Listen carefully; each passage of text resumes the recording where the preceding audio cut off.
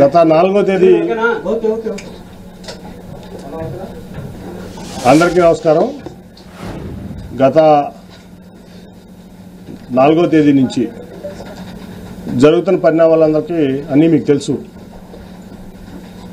So నేను తెలుగుదేశం పార్టీకి లోక్సభకి రాజీనామా చేసి తర్వాత పార్టీకి కూడా రాజీనామా చేస్తానని కూడా మీ అందరికీ చెప్పాను నా ట్విట్టర్ వేదిక ద్వారా, సోషల్ మీడియా ద్వారా. నేను 2013 జనవరి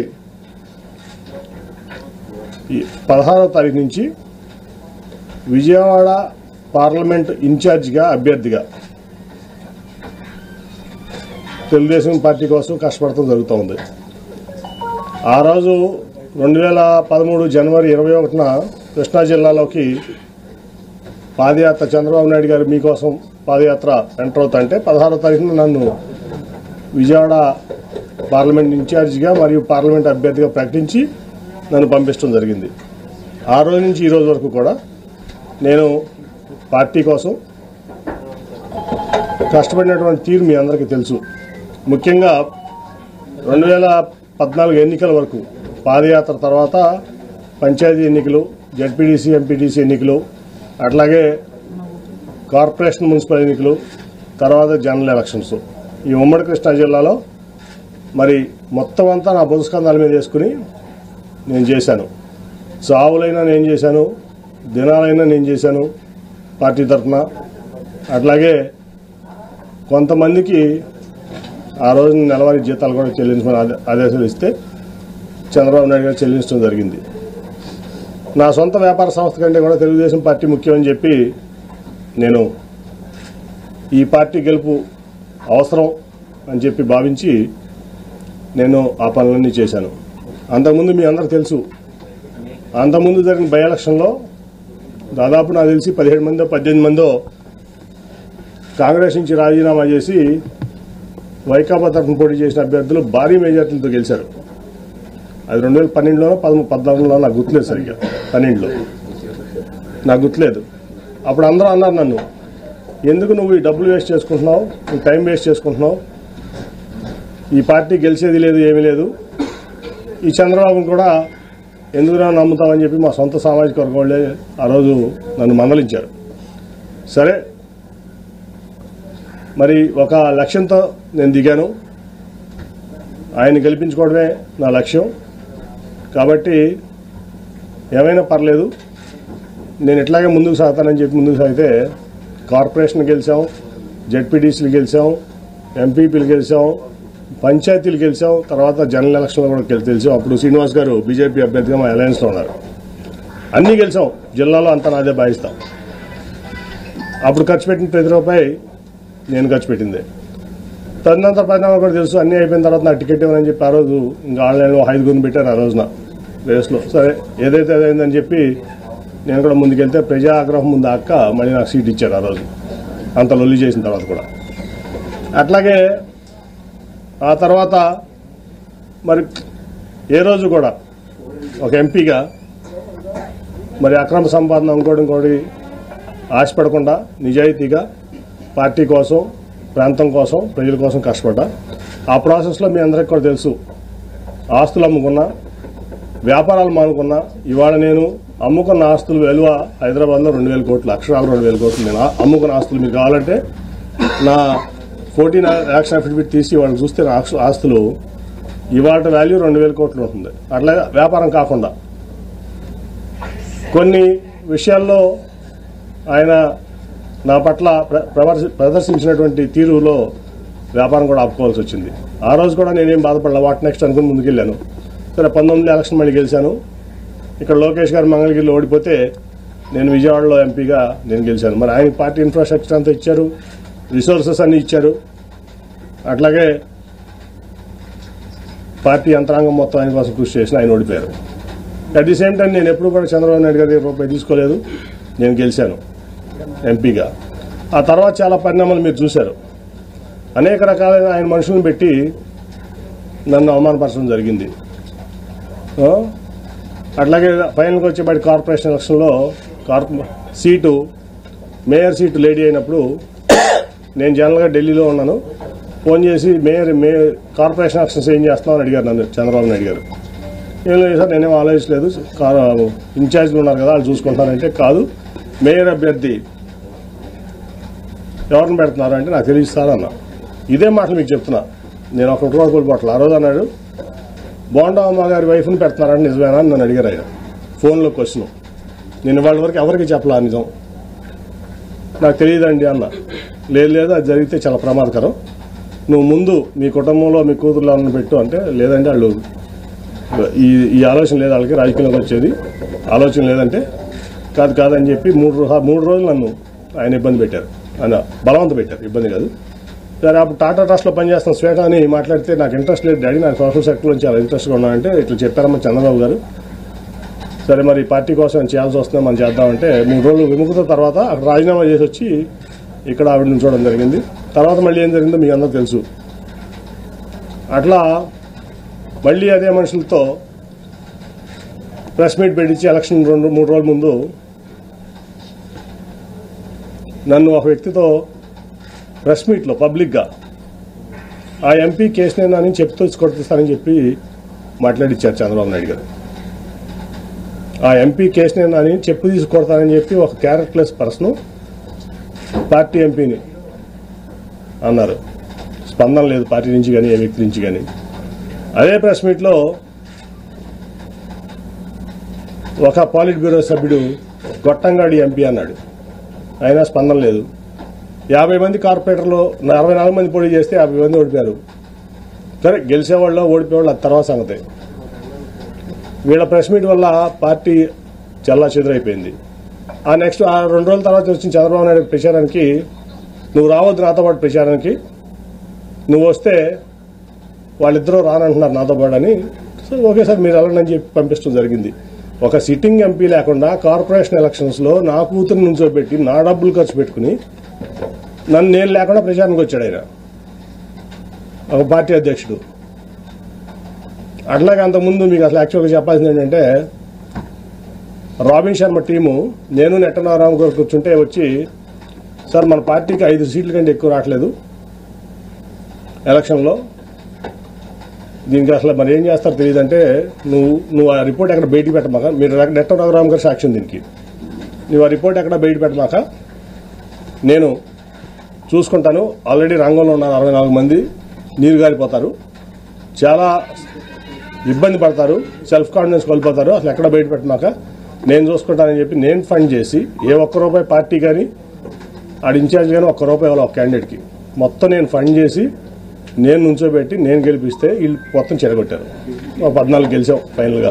ఓకే అదంతా అయిపోయింది. కానీ ఇక్కడ ఏంటంటే, ఒక పార్టీ అధ్యక్షుడు ఒక పార్టీ ఎంపీని ప్రోటోకాల్కి విరుద్ధంగా నువ్వు రావద్దని ఏమంటున్నాడు, భరించా పార్టీ కోసం ఆయన కోసం.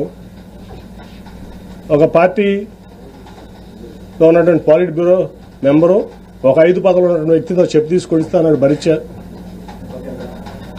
అట్లాగే గొట్టంగా అనిపించారు, భరించా. ఏం చేయాలి నేను, ఎన్ని అవమానాలు పడాలి, అయిపోయింది రోజువారీ అవమానాలు.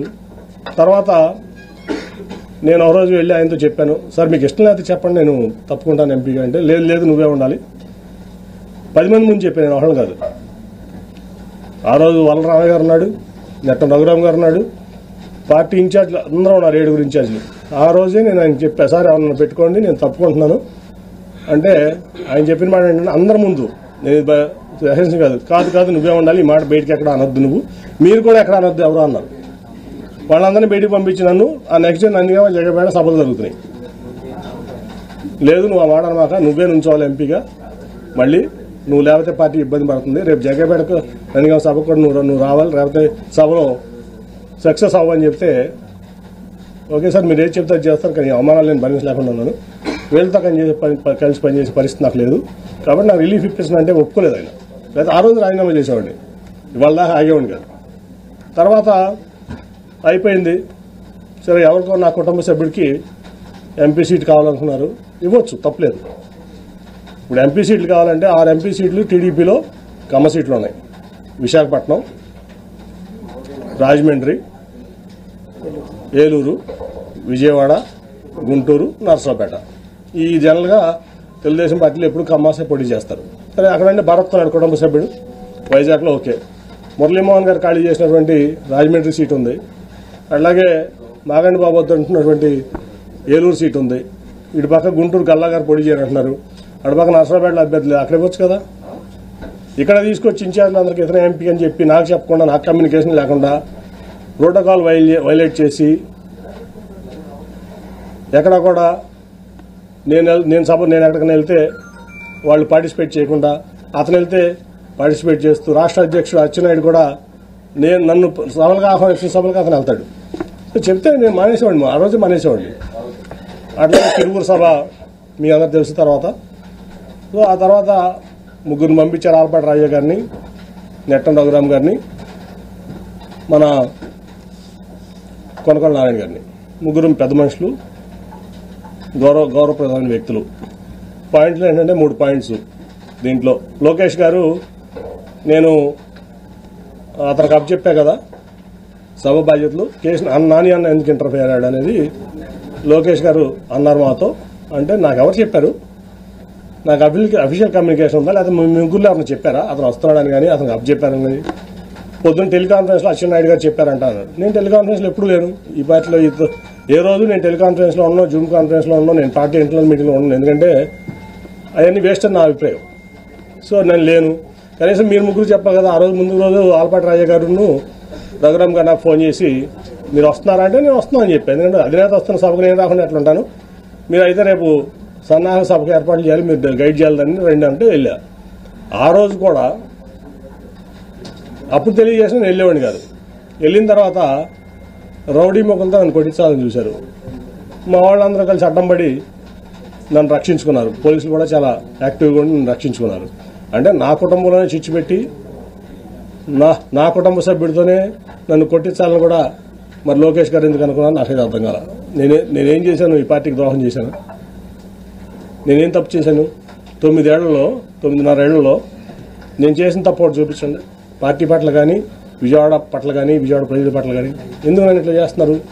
ఎందుకు నన్ను అవమానపరచాలనుకున్నారు? మీరు జైల్లో ఉంటే నేను మీకు అండగలేనా? మీ కుటుంబానికి అండగా నిలబడ్డా కదా. సో ఇవన్నీ చూస్తే చంద్రబాబు మోసగాడని చెప్పి ఈ ప్రపంచానికి తెలుసు. కానీ ఇంత పచ్చి మోసాలు చేస్తా, దగాలు చేస్తా, కుటుంబాల మధ్య చిచ్చు పెడతా ఈ రకంగా చేయడం అనేది భావ్యం కాదు. సరే, ఆ రోజు రాజీనామా లేక సబ్మిట్ చేస్తా అని చెప్పి ఇవాళ మెయిల్లో పంపిస్తాను స్పీకర్ గారికి. అట్లాగే నా పార్టీ రాజీనామా లేక కూడా అది పంపించగానే ఇది కూడా పంపిస్తారు. అట్ ది సేమ్ టైం మర్యాదపూర్వకంగా మన ముఖ్యమంత్రి గారిని కలవడం జరిగింది. ఆయన అనేక సార్లు విజయవాడ వచ్చారు సభకి. యాక్చువల్గా నేను అటెండ్ అవ్వాలి, ఎందుకంటే ఒక ఎంపీగా గవర్నమెంట్ ప్రోటోకాల్ ప్రకారం ముఖ్యమంత్రి వస్తున్నప్పుడు నేను అటెండ్ అవ్వాలి. అది నా బాధ్యత, హక్కు కూడా. కానీ ఏ రోజు పార్టీ నన్ను అటెండ్ అవ్వద్దని చెప్పడం వల్ల నేను అటెండ్ అవ్వలేకపోయా. ఇవాళ వరకు ఒక్కసారి మాత్రం రాష్ట్రపతి వచ్చినప్పుడు రాజ్భవన్లో కలిసి నేను విష్ చేశాను ఆయన, అంతే తప్ప నేను ఇంతవరకు ఆయన ఎప్పుడు డైరెక్ట్గా కలవడం జరగలేదు, ఫోన్లో కూడా మాట్లాడలేను. ఇవాళ బాగా రిసీవ్ చేస్తున్నారు ఆయన నన్ను. ఖచ్చితంగా మనం కలిసి ప్రయాణం చేద్దామని చెప్పి ఆయన చెప్పారు. కాబట్టి నేను పార్టీకి రాజీనామా చేశాను కాబట్టి ఇప్పుడు నేను ఫ్రీ బర్డ్ని. సో నా నిర్ణయాలు నేను తీసుకుంటా. ఒకటైతే గ్యారంటీ, చంద్రబాబు నాయుడు అనే వ్యక్తి పచ్చి మోసగాడు, దాంట్లో డౌటే లేదు. ఈ రాష్ట్రానికి పనికిరాని వ్యక్తి అతను. సరే, జనం దేవుడు అనుకుంటారా, లేదా కులపరంగా అనుకుంటారా, మీడియా పరంగా అనుకుంటారా, లేదా మరి ఎందుకు అనుకుంటారా అది లేదు. కానీ ఈ జగన్మోహన్ రెడ్డి గారు అయితే పేదల పక్షపాతి, నిరుపేదల పక్షపాతి. ఏ డెవలప్మెంట్ అనుకుంటారా? కోవిడ్ వల్ల కొన్ని కారణం 2 ఏళ్లు భారతదేశమే ఇబ్బంది పడింది, ప్రపంచమే ఇబ్బంది పడింది, భారతదేశం కూడా ఇబ్బంది పడింది. సరే, డెవలప్మెంట్ ఒక రోజు అటు ఇటు అవుతుంది, కానీ ప్రజలను హ్యాపీ పెట్టే దాంట్లో దాదాపు 2 లక్షల కోట్ల చిల్లర ఇవాళ వరకు సంక్షేమం ఇచ్చారు ఆయన. ఇంకా ఇస్తానికి కమిట్మెంట్గా ఉన్నారు. చర్చ చాలాసేపు మాట్లాడటం జరిగింది. సో నాకు బాగా నచ్చారు ఆయన. నచ్చడమే కాదు, ఆయన పథకాలని చూస్తున్నాం, వింటున్నాం. సో ఆయనతో కలిసి ప్రయాణం చేయాలని చెప్పి నేను నిర్ణయించుకున్నాను. వన్స్ నా రాజీనామా ఆమోదం పొందగానే నేను పార్టీలో చేస్తాను. నేను ఒకటండి, నేను 2014లో కూడా చంద్రబాబు గారిని టికెట్ అడగల. ఎప్పుడు కూడా ఆయన గేట్ ముందు నుంచున్నా, డోర్ ముందు నుంచున్నా, నేను ఎప్పుడు చంద్రబాబు గారిని టికెట్ అడగల. 19 అడగల. అట్లా నేను ఆయన కూడా ఎప్పుడు టికెట్ అడగల. నాకేంటంటే నాకు విజయవాడ అంటే పిచ్చ ప్రేమ. మీ అందరికి కూడా తెలుసు అది ఆ విషయం. విజయవాడ అంటే పడి చచ్చిపోతాను నేను. నాకు కావాల్సిన విజయవాడ డెవలప్మెంట్, విజయవాడ ప్రాంత ప్రజలు మంచి చేయడం. అందుకే టాటాని తెచ్చిన, గట్టిగా ఆయన కాళ్ళు పట్టుకుని నువ్వు వద్దు చంద్రబాబు నాయుడు గారు ఆఖరికి విమానాశ్రయం కూడా నేనే చేసింది. ఎందుకంటే ఆయన 5,000 ఎకరాల్లో ఇక్కడ కట్టుకుందాం అంటున్నాడు ఈ నాగార్జున యూనివర్సిటీ దగ్గర. సార్ అది అవ్వదు, తర్వాత ముందు ఒక మన మినిస్టర్ కూడా, మన మినిస్టర్ ఉన్నాడు సివిల్ ఏవియేషన్, సెంటర్ ఒప్పుకుంటుంది జైట్లీ గారు వాళ్ళు.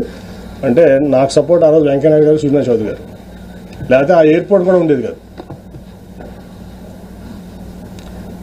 సో ఆయన మా విజయవాడకి నిజం చెప్తున్నా, మీరు కూడా, మీరు ప్రెస్ కాబట్టి మీరు కూడా తీయండి. 2014 నుంచి 19 వరకు విజయవాడకి ఒక 100 కోట్ల రూపాయలు చంద్రబాబు నాయుడు గారు స్టేట్ గవర్నమెంట్ ఇచ్చింది చూపించండి. నేను తీసుకొచ్చిన సెంట్రల్ గవర్నమెంట్ ఇచ్చాను, ఇంక్లూడింగ్ టాటా ట్రస్ట్ కానీ ఏదన్నా కానీ. అరుణ్ గారికి తెలుసు టాటా ట్రస్ట్ అంత చేశాను మేము ప్రాంతంలో, అన్ని విలేజెస్లో. అలాగే ఫ్లైఓవర్స్ కానీ ఏదన్నా కానీ అది నేను కేంద్రం నుంచి తెచ్చింది. ఆయన ఒక 100 చెత్త, ఆయనకి విజయవాడ పట్ల చిత్తశుద్ధి లేదు. ఆయన ఏంటంటే షాజహాన్ తాజ్మహల్ కట్టాడు, నేను అమరావతి కట్టాను. షాజహాన్ తాజ్మహల్ కట్టాడు కదా, ఎవరు కట్టారు తాజ్మహల్ అంటే షాజహాన్. అమరావతి ఎవరు కట్టారంటే చంద్రబాబు నాయుడు కట్టాలనే ఇది తప్ప విజయవాడ పట్ల ఆయన చిత్తశుద్ధి లేదు, నాకు తెలిసి ఎప్పుడు. అది ఒక 100 కోట్లు కూడా 2014 నుంచి 19 వరకు విజయవాడ అభివృద్ధి కోసం చంద్రబాబు నాయుడు ఇచ్చింది లేదు, చేసింది లేదు. నేను మొదటి నుంచి చెప్తున్నా, నేను ఆయన చెప్పేవాడిని, sir Vijayawada is a reality, Vijayawada is a reality. Amaravati is your dream which has to be converted into a reality. అది అవర్ సార్. గిఫ్ట్ సిటీ కట్టారు ప్రధానమంత్రి గారు, ఇంకా చాలా ఇబ్బంది ఉంది అక్కడ. ఎకానమీ అంటే అప్స్ డౌన్స్ ఉంటాయి. ఒక ఢిల్లీ వదిలిపెట్టి, ఎన్సీఆర్ వదిలిపెట్టి, అహ్మదాబాద్ వదిలిపెట్టి, బాంబే వదిలిపెట్టి, పూణే వదిలిపెట్టి, చెన్నై, బెంగళూరు, హైదరాబాద్, కోల్కతా వదిలిపెట్టి అమరావతి ఎందుకు వస్తారు సార్? ఎవరన్నా దేనికి వస్తారు? ఇవన్నీ అవ్వవు సార్. ముందు విజయవాడ, గుంటూరు ఇవన్నింటిని చేసుకుందాం మనం అని చెప్పి ఎన్నో సందర్భాలు కన్ఫరెంట్ అయ్యాడు. కానీ ఫస్ట్ టైం నేను ఎంపీని, నీకేం తెలియదు అని చెప్పి నన్ను తోసేవాళ్ళు. ఓకే, నా పని నేను ఏదో సెంట్రల్ గవర్నమెంట్ తెచ్చుకున్నా, నా విజయవాడ కోసం చేసుకున్నా. ఓకే, నేను హ్యాపీ, నా విజయవాడ ప్రజలు హ్యాపీ. నన్ను వాళ్ళు ఓన్ చేసుకున్నారు, వాళ్ళు నేను ఓన్ చేసుకున్నా. రెండోసారి యాంటీవేలో కూడా నన్ను గెలిపించారు. దానికోసం నేను కష్టపడతాను, ఇంకా కష్టపడతా. సో నేననేది ఏంటంటే, నేను ఎప్పుడు ఆయన్ని టికెట్ అడగలా, ఈయన్ని టికెట్ అడగట్లా. సో నేనైతే జగన్ గారితో సేల్ చేద్దామని చెప్పి నిర్ణయించుకున్నా. సేల్ చేస్తాను, ఆయన ఏ బాధ్యత చెప్తే అది చేస్తాను. సార్ మీతో పాటు టీడీపీలో సిట్టింగ్ ఎంపీలు చాలా మంది పోటీకి దూరంగా ఉన్నారు, ఎందుకంటే మిగతా ఎంపీల గురించి తెలియదు కానీ విజయవాడ పార్లమెంట్లో అయితే టోటల్గా 60% టీడీపీ ఖాళీ చేసేస్తాం, దాంట్లో డౌట్ లేదు. సార్ ఇందాక మాట్లాడుతూ బోండా ఉమా గారి వైఫ్ కి మేయర్ అభ్యర్థిగా ఇస్తే ప్రమాదం అని చెప్పాను. ఏంటి సార్ ఈ క్వశ్చన్? నాది చంద్రబాబు అడగదు, ఆయన చెప్పిన మాట మీకు చెప్పా. ఇవాళ వరకు నేను ఎక్కడ కూడా ఎంత అవమానాలు తిని నేను రివీల్ చేయాలి, మీకు కూడా తెలుసా సంగతి. ఆయన అన్నమాట అది, బోండా ఉమా గారి వైఫ్ని పెడుతున్నారంట, నిజమేనా అని అడిగారు నన్ను. ఇదే క్వశ్చన్, నాకు తెలియదు సార్, నేను అసలు దాంట్లో ఇన్వాల్వ్ అవ్వలేదు అన్నా. కాదు అది చేస్తే చాలా ప్రమాదం, నువ్వు ఇమీడియట్గా మీ అమ్మాయిని పెట్టని చెప్పి పంపించారు నన్ను. ఢిల్లీ నుంచి విజయవాడ పంపించారు ఆయన. ఈ మాట ఇవాళ వరకు నేను ఎవరికి చెప్పలా, ఇంక్లూడింగ్ నా సొంత కుటుంబం చెప్పలా. 60% తెలుగుదేశం పార్టీ ఎన్టీఆర్ జిల్లాలో ఖాళీ అవబోతుంది. 60% ఏదైనా నేను జగన్ గారితో కలిసి ప్రయాణం చేయడానికి నిర్ణయించుకున్నా. ఆఫ్టర్ మై రిజిగ్నేషన్ నేను మానసిక వ్యభిచారం చేయను కొంతమంది లేక, మీకు అర్థమవుతుంది ఎవరో. కాబట్టి నేను రాజీనామా చేసి వచ్చి ఆయనతో సేల్ చేయడానికి, ఆయనతో పాటు సేల్ చేయడానికి పేద ప్రజలకి ఆయన అండగా ఉన్న తీరుకు నాకు నచ్చింది. కాబట్టి ఆయనతో పాటు నేను నడుస్తానికి నేను సిద్ధపడ్డాను. ఆయన ఏదో ఆదేశిస్తే ఎంపీగా పోటీ చేయమంటాడా, ఖాళీగా ఉండమంటాడా, పార్టీ చూసుకోమంటాడా, విజయవాడ ఎన్టీఆర్ జిల్లాలో ఆయన ఇష్టం, ఆయనకు వదిలేసాం.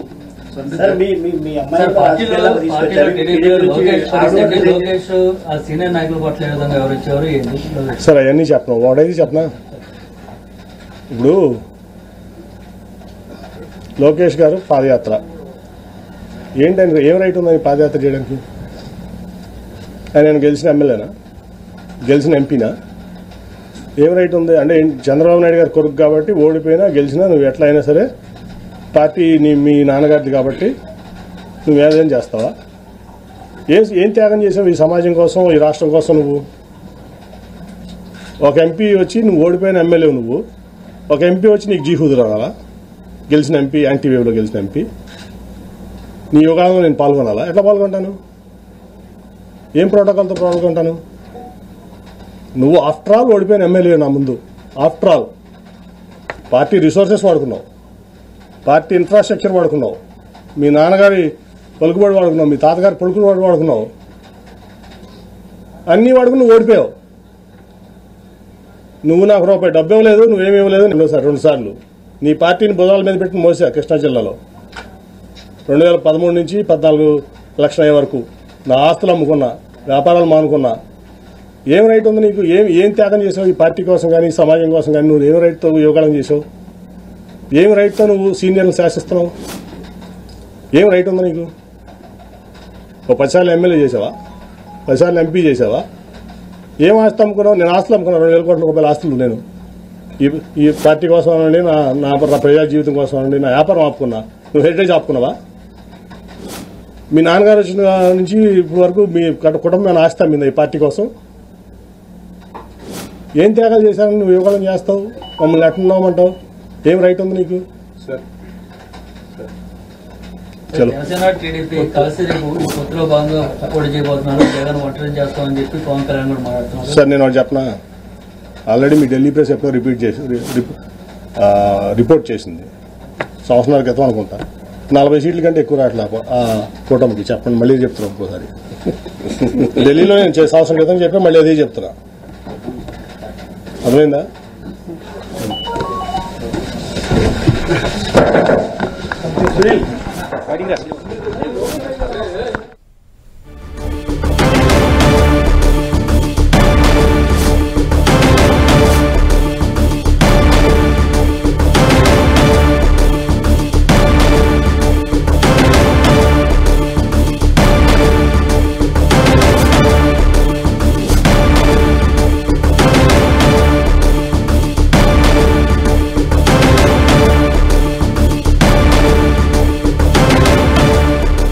విజయవాడలో టీడీపీ కోసం కష్టపడ్డ, ఆస్తులు అమ్ముకున్నా, అలాగే వ్యాపారం ఆపుకున్నా అయినా పార్టీ నుంచి తమకు అవమానం మాత్రమే ఎదురైంది, ఎలాంటి ప్రాధాన్యం లభించలేదని కేశినేని నాని మీడియా వేదికగా ఆవేదన వ్యక్తం చేశారు. అలాగే మరి కొన్ని రోజుల్లోనే వైసీపీలో జాయిన్ కాబోతున్నారు.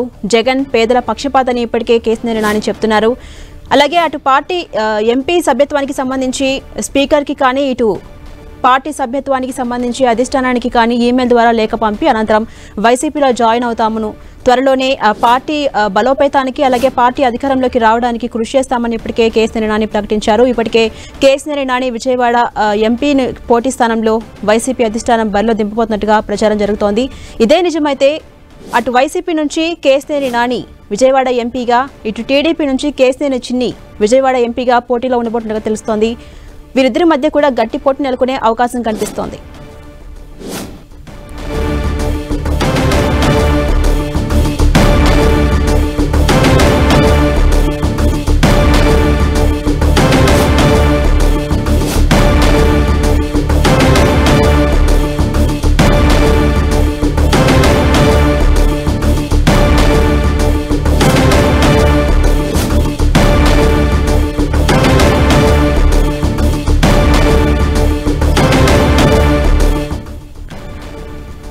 విజయవాడ టీడీపీ ఎంపీ కేశినేని నాని సంచలన వ్యాఖ్యలు చేశారు. విజయవాడలో టీడీపీ కోసం కష్టపడ్డా, ఆస్తులు అమ్ముకున్నా, అలాగే వ్యాపారం ఆపుకున్నా అయినా పార్టీ నుంచి తనకు అవమానం ఎదురైంది, ఎలాంటి ప్రాధాన్యం లభించలేదు అని వ్యాఖ్యానించారు. దీనికి సంబంధించి మరింత సమాచారం మా ప్రతినిధి దుర్గా అందిస్తారు. దుర్గా,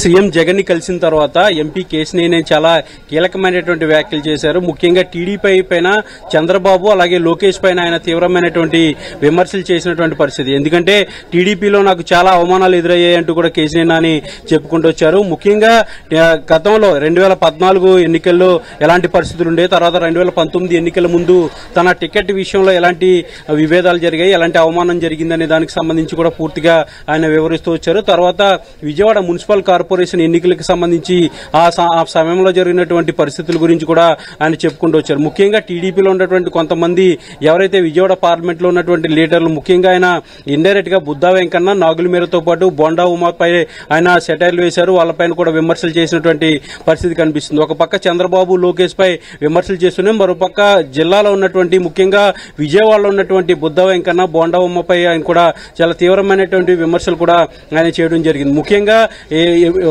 కార్పొరేషన్ ఎన్నికలకు సంబంధించి పార్టీ ఇచ్చినటువంటి బాధ్యతలు, తర్వాత ఇటీవలే చంద్రబాబు తిరువూరు సభకు సంబంధించినటువంటి జరిగినటువంటి పరిణామాల నేపథ్యంలో వీటన్నిటిని కూడా వివరిస్తూ వీటన్నిటి నేపథ్యంలో నాకు చాలా అవమానాలు జరిగాయి, ముఖ్యంగా తన కుటుంబంలో లోకేష్ చిచ్చు పెట్టారంటూ కూడా ఆయన వ్యాఖ్యానించడం జరిగింది. ప్రస్తుతం టీడీపీ ఎంపీగా కేశినేని చిన్నిని టీడీపీ బరిలోకి దించబోతుంది. కేశినేని చిన్ని బరిలో ఉంటారు కాబట్టి కేశినేని నాని తప్పిస్తున్నామంటూ కూడా పార్టీ ఇప్పటికే సమాచారం పంపిన నేపథ్యంలో ఆయన తీవ్ర ఆవేదనకు గురవుతున్నారు.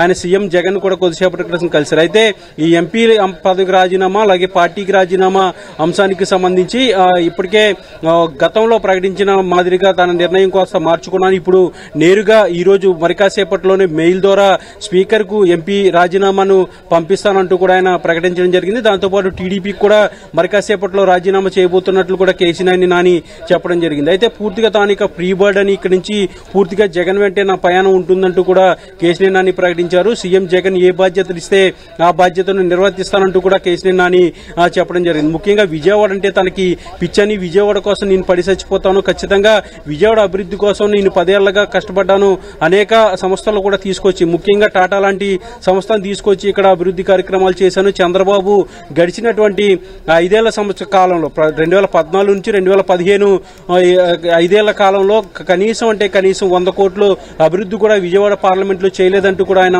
ఆరోపణలు చేయడం జరిగింది. ముఖ్యంగా చంద్రబాబు తనను మోసం చేశారు, అలాగే పార్టీలో తనకు అవమానం జరిగింది, లోకేష్ అనేది నా కుటుంబంలో చిచ్చు పెట్టాడు, ఈ 3 ప్రధానమైనటువంటి ఆరోపణలుగా కేశినేని నాని చేశారు. ఈ రోజు లోకేష్ గురించి కూడా లోకేష్ పాదయాత్ర సమయంలో నేను ఎందుకు వెళ్లలేదనే అంశానికి సంబంధించి కూడా ఆయన వివరణ ఇవ్వడం జరిగింది. లోకేష్ మంగళగిరిలో ఓడిపోయినటువంటి ఎమ్మెల్యే, నేను గెలిచినటువంటి ఎంపీని 2 సార్లు ఎంపీగా గెలిచాను కాబట్టి నాకు గౌరవం ఇవ్వలేదు, లోకేష్ మా కుటుంబంలో చిచ్చు పెట్టాడంటూ కూడా ఆయన చేసినటువంటి కామెంట్స్ అయితే హాట్ టాపిక్ గా మరి. అయితే వైసీపీ మాత్రం విజయవాడ పార్లమెంట్ అభ్యర్థిగా కేశినేని నాని నియమిస్తుందంటూ కూడా ఒక నిర్ణయం తీసుకున్నట్టు తెలిసింది. ఈ రోజు ప్రకటన చేసే ఏదైతే జాబితా ఉంటుందో 3వ జాబితా, ఆ జాబితాలో కేశినేని నాని పేరు కూడా ఉండే అవకాశం అయితే కనిపిస్తుంది. ఝాన్సీ. Right, thank you Durga.